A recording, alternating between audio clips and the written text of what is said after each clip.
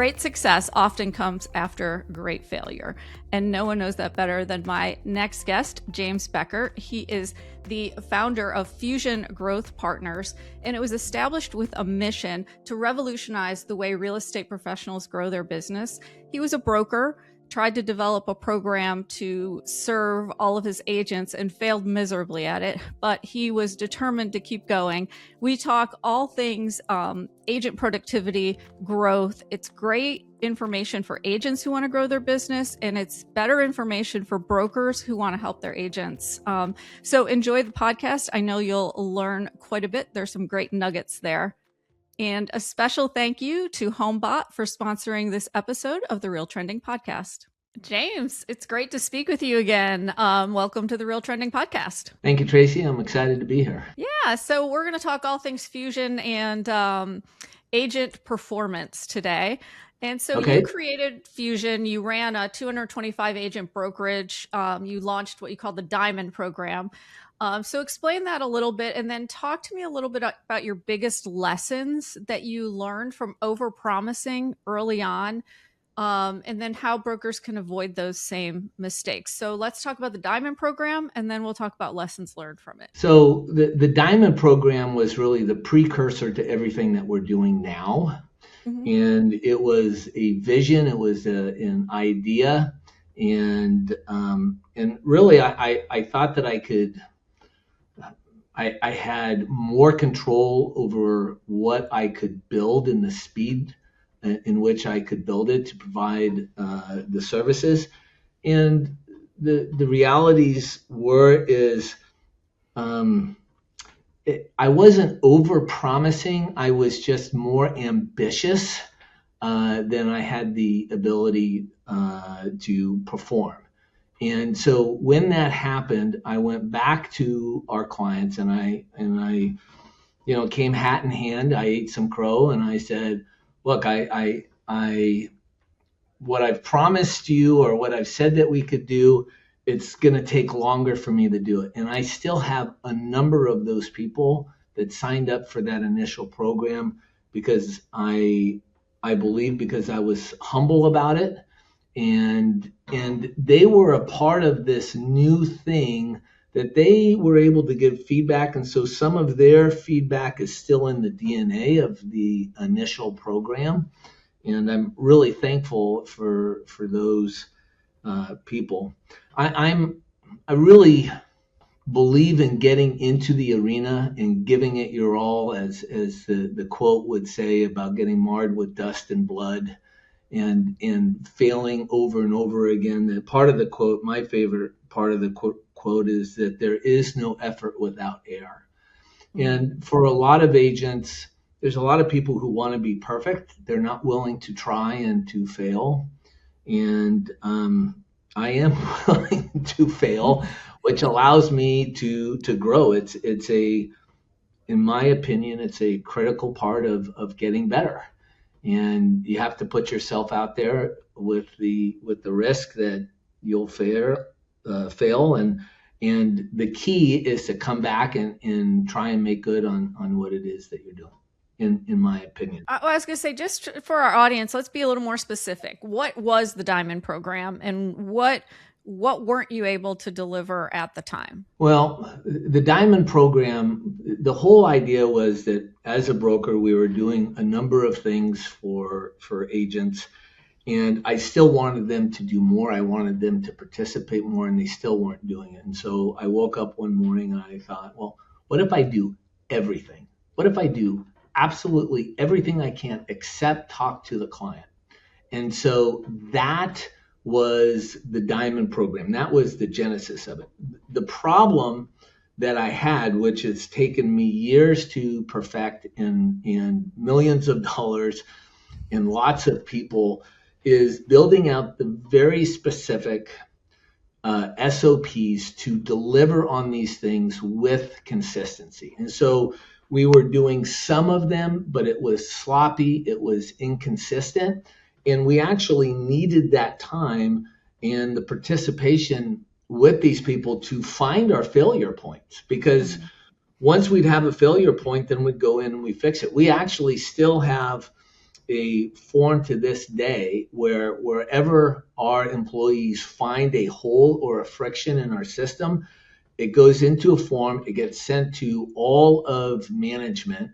And then once a week, we have an errors report meeting where we go in and we say, okay, here's an error. How do we fix this so it never happens again? And we have thousands of these things. And because we do so many things and because we're working for hundreds and thousands of agents, the combination of the potential holes is massive. But the amount of these errors that happen is kind of like engineering. It gets better and better as you go, but it's a daily practice of improving on what we're doing and trying to remove friction and to improve what we're delivering, which is all of the stuff that agents are supposed to do and are supposed to execute, but aren't, so that they can focus at the front of the business. Yeah. And I feel like, understanding your limitations and kind of communicating that you understand the errors and that you're working on it goes a long way with people. They're more willing to stick with you if they know that you care and that you want to make a difference and you want to fix it. And like you said, some agents stayed with you, have been on your program from the beginning and worked through everything with you. Yeah. I mean, for us, I use this analogy that because we're delivering so much, we are similar to if you went to a restaurant that you ate every single meal at. Breakfast, lunch, dinner, dessert, everything. And the restaurant is finding all the food, it's cooking all the food, it's cleaning all the dishes, it's doing all of it. And the person is just eating it. If you do that every single day, there are going to be some times when the hamburger isn't perfectly medium rare. There's going to be some days that, maybe the peas aren't as crisp or the produce is not as crisp. This is just natural law. And so I am really proud of how much work we deliver for people, and the standard is super duper high, but it's never perfect. It's just like, I know, Tracey, you have assistants and people that work for you. You never have an employee who is perfect. You have great employees, but nobody is ever perfect.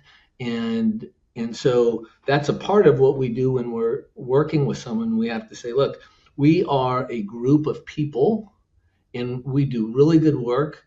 We're absolutely dedicated to what we're doing, but we can't always read your mind, and it's not always going to be perfectly the way you want it because of the amount of work that's being done for these people. Yeah, absolutely. I think that's a good lesson for brokers to understand when serving their agents as well. In our previous interview, you talked about the valley of despair, kind of uninformed optimism, informed pessimism, then achievement. So how does that show up specifically in an agent's business? And what should leaders watch for as early signs? Well, I think a lot of leaders aren't even aware of the process. This is something that was discovered by a couple of psychologists, the human process of change. And when we start something new, just like in a relationship, like we found the one, I'm going to get married, I'm going to live with all my life with this particular person, and that is uninformed optimism. As you spend more time with that person, I'll just use the analogy of a person, you start to find some of the holes, the rose-colored glasses come off, and now you're like, wow, this person wasn't exactly what I was thinking they were in the beginning. And now I'm in informed pessimism. So uninformed optimism, informed pessimism. And that cycle with human nature goes down into what we call the valley of despair. There is a choice at this particular point. You can quit on that particular person, go find somebody new, or you can go through the process of actually developing a real relationship with a real person, go through the hard work. That is the valley of despair to get to the other side for achievement. This is how great relationships happen, great friendships are created. There is always some friction that goes along the way. If we start off as an agent and we start doing a geographical farm and we market for 3 months and we haven't gotten a lead yet, well, now I'm in the valley of despair. I've spent $3,000 or $4,000. I haven't gotten anything, and I quit. There's a guy, I can't remember his name, but he was with Keller Williams. He used to be a UPS driver, and he started geographically farming. In the first year of him doing this geographical farm, he got one deal in the 11th month. And then it took him another 6 months to get the next deal. But on the 18th month, they started coming in on a regular basis. He built a business of 500 sales a month out of this farm, but it took 18 months. He stuck with his process. If we believe that it's going to work, if we believe that we have good ingredients, you have to stay the course. What happens is people quit and they just go right back to the beginning of that cycle where it's now, I've got something new. So you could start with a leads platform. That didn't work. I could start doing open houses. That didn't work. I never got better at the open houses. I could then start with social media advertising. That's not working. I'm going to start with something new. And each time you have hope. And I think this is the message, Tracey. This is a dopamine issue. It's an issue of an addict almost, where people want to feel the goodness of hope versus doing the hard work.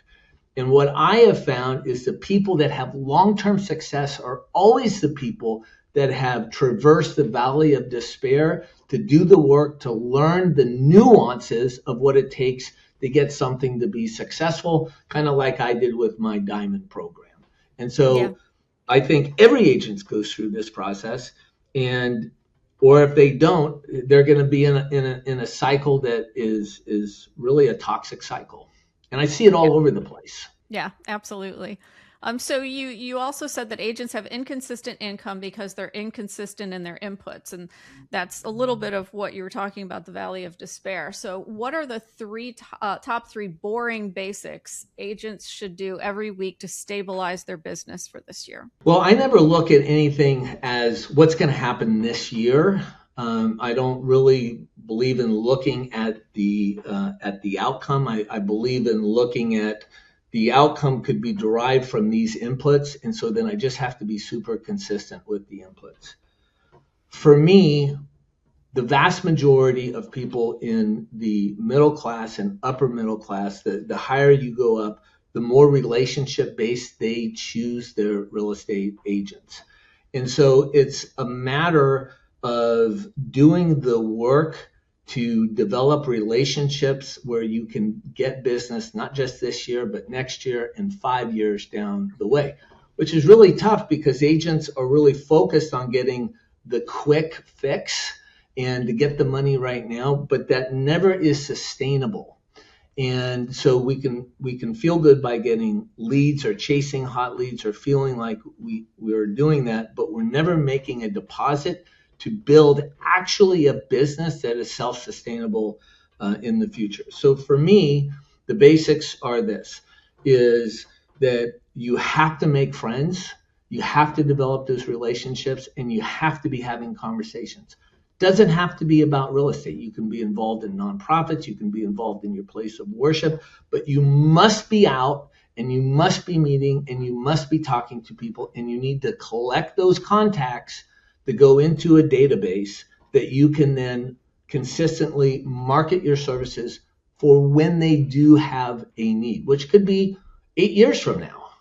But 8 years from now, you'll thank yourself for what it is that you're doing now. And I'm talking about building businesses that are 50, 100 plus transactional businesses. Yeah, and that kind of leads into you're strongly anti-lead chasing and very pro-sphere and community. So for an agent who's currently dependent on online leads, what are the first steps they should take to pivot toward a sphere-based business? Yeah, it's really tough because we talk to these people on a regular basis and all of their business is coming from leads. And we have estimated, based upon the closing ratio on leads coming in from one of these big platforms, is anywhere from 1% to 2%. And so the first part about a lead is you have to earn their trust. And that will take several conversations typically to be able to do that in a fair amount of time. And then you have to present, and all of those conversations are sales conversations. So it takes 40 to 80 hours to close and win one particular client. And the cost of that by chasing the leads is typically over 55%, sometimes 75% for the agent. I know a lot of agents that are on some flex teams or some lead-based teams that their commission is 25 to 30%. It's pretty significant, but it's what's keeping food on the table. So how do you break away from that? And to me, I wish I had a magical answer, but really it's going to be discipline. It's going to be discipline where you need to go into your phone.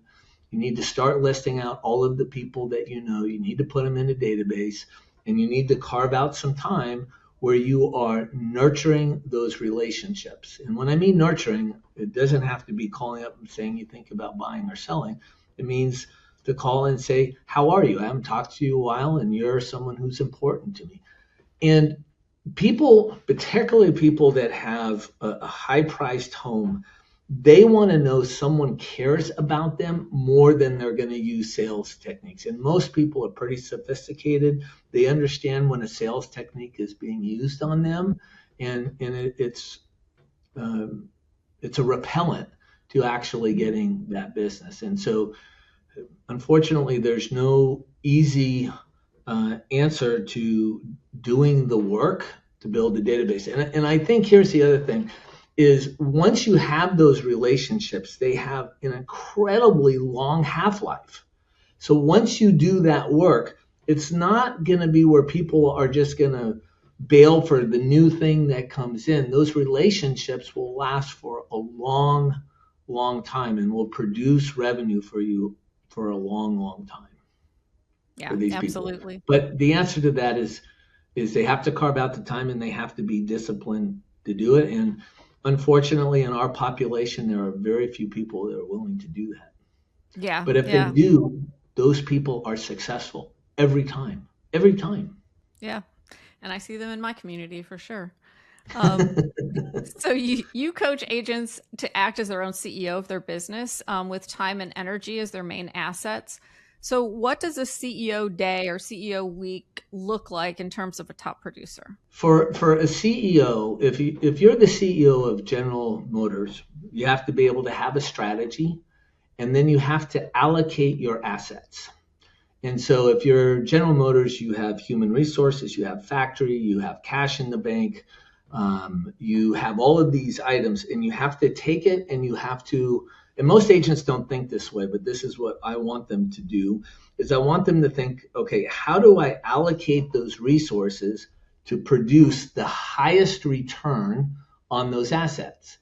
So if we're a solo agent, what are the assets that we have that are finite? Well, it's our time and it's our energy mostly. And if you have money in the bank, do you measure it? Yeah, you know how much money you have in the bank. If you have inventory, you measure that. Most agents have no clue where their time and their energy went the previous week.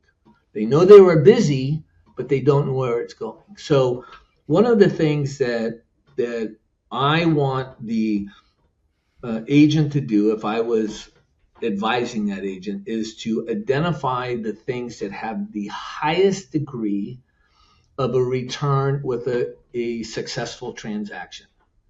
And then what are those activities that lead to that result, or what are the activities? And then I am measuring how much time that I am allocating towards those things. And this practice alone will change somebody's business. But again, this requires a lot of discipline, and it requires the ability to be really brutally honest with ourselves about what we're doing. There's a lot of agents that go and they spend a lot of time with other agents because they're networking and they feel like that's a good use of their time. And there's a place for that. But they're spending more time networking with other agents that they are talking to people in their database or offering services or whatever the case may be.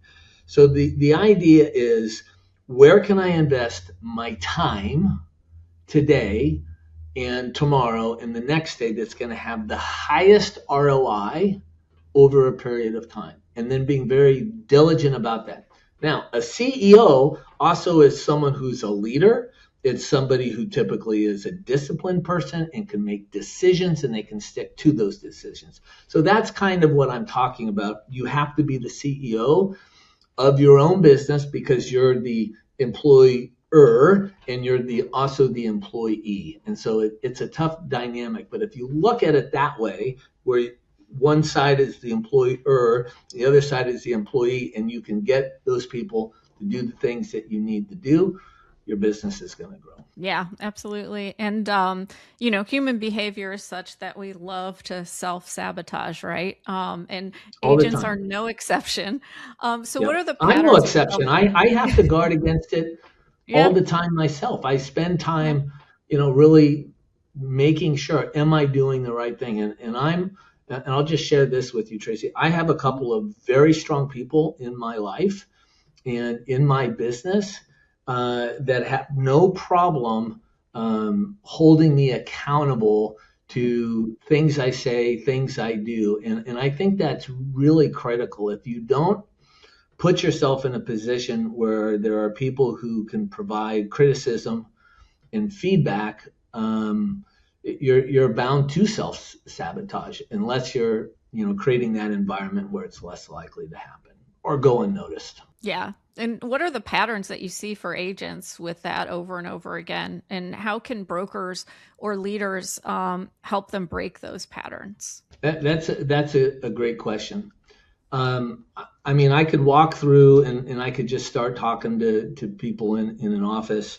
What are you doing? Well, I'm looking through MLS on looking at homes. Okay, great. How much time have you done doing that? Well, the last couple hours, really working hard. Great. How many people have you called? Nobody. Okay. If we don't have someone to talk to, who are we looking for those homes? So there's some common sense there. I think that if I was a broker, and we have people that we call business executives here, they're advisors for our clients. We measure on a monthly basis. We do a meeting that we measure and we analyze and then we plan in the future for the next sprint, so to speak. And we are having the agent look at what they did previously and what they want to do moving forward.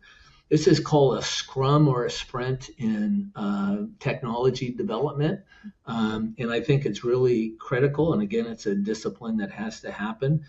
But if I was a broker, I would probably set up something that would be fun, maybe some small groups with agents where they come together, they have some kind of structure thing where they have to report to the group and they get held accountable by that group, kind of like a group therapy type of thing, because it really is therapy. We often say here at Fusion, we don't do business consultation, we do business therapy, and that's not a negative. It's that for small business people, we are fighting against our own demons and our own actions all the time. And it's really tough. And I think accountability is a critical piece for improvement. Absolutely. Absolutely. I think it's so important. And I think that, a lot of agents, a lot of employees don't have accountability and, and they don't want it. So they're not going to seek it either. Right. But here's the question. This is the great universe of choice. Do you want to get better? Yes or no? Right. Yes. Mm-hmm. You must be held accountable. Yeah. You cannot have one without the other. Absolutely. And I think that's where the conversation goes. If a broker is saying to an agent, do you want to be better? Yes or no? Absolutely. Are you willing to pay some consequences to be better? Yes, I am. Okay, great. You have to be held accountable. I don't want to. okay, that's the universe of choice. Absolutely. So in that kind of goes into what you said, your ideal clients are ambitious but reputation focused. So I want to give some very specifics to those listening about what they can do in their communities that they could realistically emulate from the people that you're working with without a huge budget. What are some of the agents doing that you think are, easy to emulate, but also very successful? Well, basic stuff. Answer your phone. It's funny because when I call top producers, they answer their phone. Yeah. It's amazing. The percentage of top producers answer their phone far more than the people who are not producing. But it really comes down to caring about your client, putting your client first, having tremendous empathy, not worrying about if they value you or not. Your job is to help them bridge from one place to another place in the best way. And if you actually really care, it will come across. It will show up. We talk about this. The number one fundamental, we've got 15 fundamentals that we focus on. And the number one is to become the agent that you would actually hire yourself.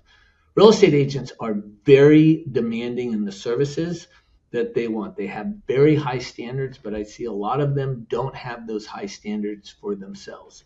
If they could take those high standards and actually apply it to them and be brutally honest, it would force them to change.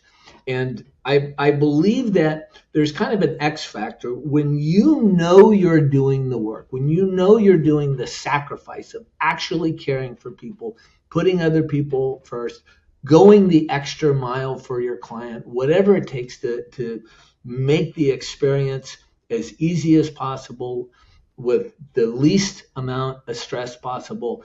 There is a feeling that comes inside that you are worth the commission that you're getting paid. You deserve to have the business because you know you're doing better than other people. And that can be sensed on a very real level, I believe. And again, if you believe in yourself, if you really look at yourself and you're doing this stuff, man, that can be really transitional for a lot of agents. When I speak, and I don't speak a lot, but when I do speak, I'll ask, in the room, who would hire themselves? Everybody raises their hand. And that can't be true. If you want to hire the very best person and you don't know who you are and you're going to interview everybody in this room, are you actually going to hire yourself? Probably not. There's probably 3 or 4 people in that room. They're head and shoulders above everybody else. Do what those people in the room are doing. And then the last piece is, I've got a gal that works for me. Her name's doesn't work for me. She's a partner. Her name's Marjorie. And the first time I interviewed her, she was in a hospital and she was visiting a past client who was sick. Mm-hmm. And she's in a small town. She does 60, 70 transactions. I go, what makes you so successful? She goes, I never look at a commission check. I just look at the person. And that's her whole focus. And that compounds over a lifetime. And if people know that and they have that reputation, reputations are built over a long period of time and they're lost in an instant. But someone who is like that goes the extra mile, someone maybe has a spouse pass away and they bring them a dish to eat or one of those types of things. It's just really caring about people that builds that reputation. It's not necessarily how many homes you sell, it's how much you care. And by caring, the number of homes you're going to sell is going to accelerate for sure. Yeah. I mean this is just simple, basic. Yeah, it's relationship building, right? It's being authentic. Yeah. And so you partner with brokers as a retention tool as well. So from what you see, where are brokers most out of alignment with their top agents today? Where are they out of alignment? I don't necessarily think that a lot of brokers are out of alignment. I think the challenge is that the top producers in any broker's office is the prettiest girl or the prettiest guy at the dance. And the entire market is trying to attract the attention of the highest producing people. And it wears them down. And eventually they start looking at something else and they become complacent with the broker. And so for me, how do you keep somebody that is really a high producer inside an organization?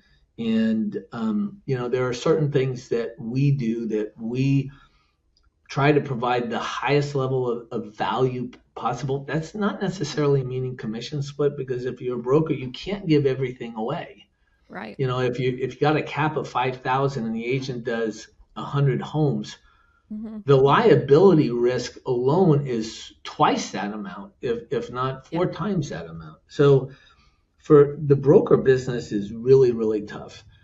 For the brokers working with us, if that broker introduces an agent to us and we bring them on, what we're doing for them right now in building their business then becomes contingent upon that agent staying with the broker. So if I can provide tremendous value and their business is growing and they want to leave that broker that introduced us, then what will happen is that creates a notification for them to cancel services for at least a year. And that's been very successful at slowing down the turnover of the top producers that they have in their organization. And we're really proud of that. And, we've got a handful of brokers, and this is really going to be a mainstay of our future growth is really looking at brokers, because being a broker, well, it's just a race to the bottom with, commission splits and the brokers. That we started with this story about, this diamond program. It's taken me years and millions of dollars to build out the organization where we can deliver. And for them to try and do what we're doing is really unlikely and not necessary for them to do, because they could do it with us and it actually doesn't cost them a dime. Yeah, which you learned actually building this company rather than staying with the broker, keeping your brokerage, right? Oh boy, did I learn it. So my last, I just want to leave the audience with one piece of actionable advice, whether it's to agents or brokerage leaders, for navigating, the industry in general. I've spent some time thinking recently this last year about AI and what that's going to do to our industry. And I really believe that AI is it's a psychopath. It can act like it has feelings, but it doesn't actually have feelings. And for people to get advice, we are still cavemen and cavewomen. We have all of that DNA, and we want to go to someone who is an authority, who is accountable to us. And this is very important. It's accountable to us. And so relationships in the future are going to really, really matter. And I also then look at the state of the world, where we have a very divided country, and each side really believes strongly in their positions. I have my own beliefs on certain things, and I feel good about the real estate industry because I look at these people that are polar opposites. How would those people put a deal together on a home? You got to have some skilled people to be able to bring down the volume, bring down the drama, be individuals that have the ability to resolve problems and lead people to a successful conclusion. I've had deals where people, because of a rep screen, they wanted to blow the deal up. We've all had those types of things. The selling process is super emotional. It is not buying insurance. It is not buying a car. Right. It is dramatically different. And so For me, there's a couple of things. One, I would pour into relationships and pour into marketing to those relationships. And then I would really spend whatever time I could to develop my EQ, my ability to communicate, my ability to bring down the temperature, my ability to have people look at what's best for them and to make decisions on what's best for them versus what they would feel good in the moment. Hanging up the phone, I was listening to an interview of Warren Buffett yesterday, and he was talking about a good friend of his who taught him to behave because he had a reputation for telling people to go to hell. This is Warren Buffett, and his friend pointed out to him. He says, you could always tell him to go to hell tomorrow. And I love that lesson because our buyers and sellers want to tell people to go to hell, but then they're stuck in the same position that they were at. And so I think those are the things: is pour into relationships, pour into marketing to the people that you know, the best you can, and then really develop on your skills of being someone who can navigate high level emotions and not be someone who adds to the drama. I don't know if that's a good answer for you or not, but that's what I really I love it. Yes, definitely. Well, James, thanks so much for joining the RealTrending Podcast. It's been great. I really appreciate all of your insight. And I think our listeners will learn a lot today. So thanks so much. Thank you for having me. It's absolutely a real honor to be here, Tracey, and thank you for including me. Thank you so much.